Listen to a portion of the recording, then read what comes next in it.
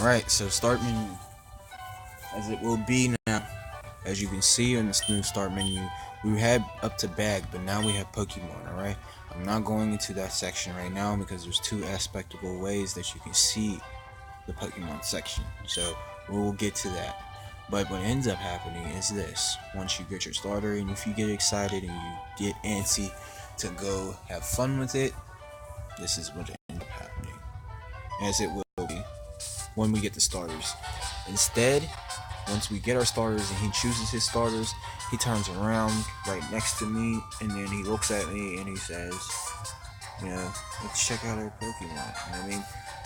We can cancel out the wait step part of me walking away. Unless developers really want it to be like that and, start walking away and about to leave and, the professor somehow doesn't say nothing. That's what makes it confusing, so, boom. But, yeah, here we go. So, come on, I'll take you on, he says, when we go down the steps and down to the battle arena. That's on the lower level. So now it makes sense. Now the battle arena is there because we have a battle in the Pokemon lab.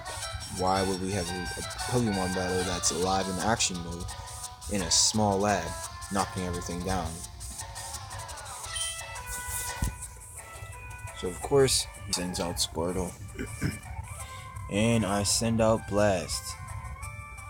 And of course, the professor is in the background with his assistants. And of course, how it be is he's on the top bunk and everything, okay? And then, before I even get into the depth of going even further, before everything happens and the concept of the battle ends up happening, this ends up happening, okay? Like it was, because I got excited and I started it and loaded it for the new beginners of the game, give you something to actually watch that's in depth of battle, so you can enjoy the other side of the game besides the walking around boring part. But what ends up happening is Taz is like, come on, I'll take you on. Of course, one of the assistants is like walking by and he's like, what's going on, Professor? And the professor's like, Taz, it's definitely saying like they're about to have a battle. And of course it shows us walking down the stage, and it shows it from the perspective of them talking on the higher level, and of course you can see us walking down the lower side of the stage while the professor and the assistant's talking to each other. And of course the assistant's looking at him and he's like, alright, he's like, well, Professor, should I jot down any of this information? Or should we record this information? And then the professor's like, yes, that's a splendid and ideal idea. If you can, give me my trusted Pokédex. And of course, he gets his Pokédex. Okay? Now the thing is, he gets this Pokédex, but the cool part and the aspectful part is, it's a green Pokédex. Okay? This thing makes it interesting. This one Pokédex is a green Pokédex. Alright? So it kind of catches, knowing Pokemon trainers' attention. Because they're like, green Pokédex? You know what I mean? Like, whoa, wait, what's going on? So he gets the Pokédex and he shows them and he clicks onto the Pokemon, Pokédex feature. And, clicks into the camera, shows him doing his hand movements on it, or it shows his face, like from a back view, a little back view or anything. Then it just goes into Pokemon Pokédex video feature. So then it's like, and then it just shows it. Then it shows us from the distance at the bottom and everything. Now the cool part and cool concept is of it being Pokédex feature is that somehow, if it could be cool, it'd be that something like it, like there was like something that flies around. It'd be kind of cool if it could, but it's holographic.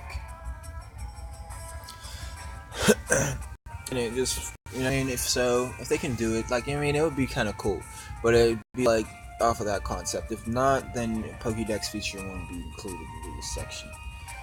But because, and why I'm explaining this is because I want it to be on multiple visual aspects. You see how the visual aspect of it is showing it from Blast's perspective, which is great, but I wanted to also show in the movie theater and all that stuff, showing it from Squirtle's perspective. So show it from Charmander and Squirtle's perspective, okay? But in the beginning, of course, if it does, then you can pull that off and all that. I send out Blast and all that, and of course he times it when he sends out the Pokédex. He starts it up. If it does the holographic thing, it shows us, getting ready and coming down to the bottom of the steps, stepping on the battlefield together, and then we're just like, "Are you ready?" You mean blah blah blah. He's like, "Yeah, come on, take me on." You know what I mean? Says a special sentence and all that. You know what I mean? Come on, I'll take you on. Da da da. And then, of course, you have to add into the conceptable feature that, Taz secretly says, "This is the Pokemon lab. Like, this is, that we're at the Pokemon lab.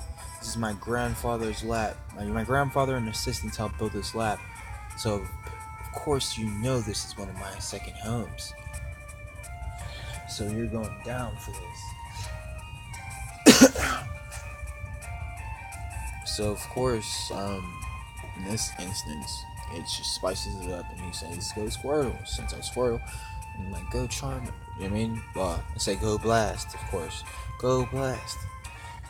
And then, of course, this is when the instance happens. The professor's like, "Oh, for Pete's sake, so pushy as always." Now, as I want to say, as it will be, it will have, hopefully, an angle view if it's shown from down here on the aspect of Squirtle and all them. Like, hopefully the Pokédex, when it goes in the camera mode, like a little pin or something flies out, and then it goes into drone mode, and then it just like flies. You know what I mean? It's like a drone. You know what I mean? But the professor's actually cool enough to actually create and develop it enough. And assistants they're smart, but they're goofy. They say goofy things and goofy instances happen, as I will explain further and let it be known.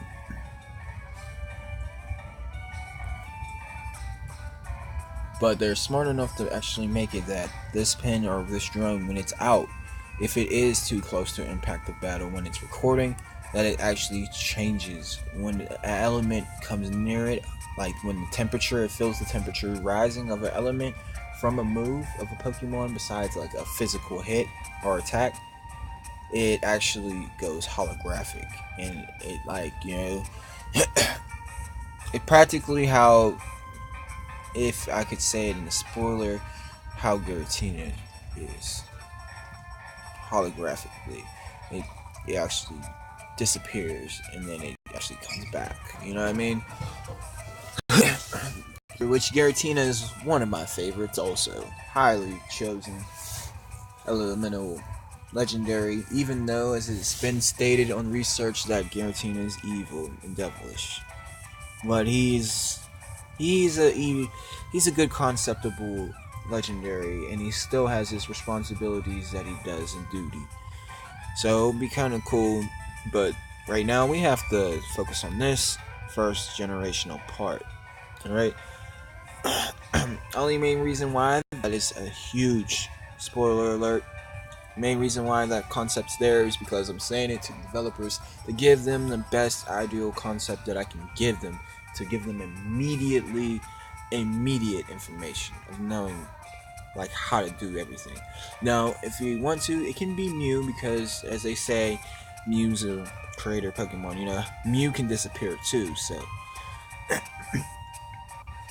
you can go off the basis of Mew's DNA even better. Okay?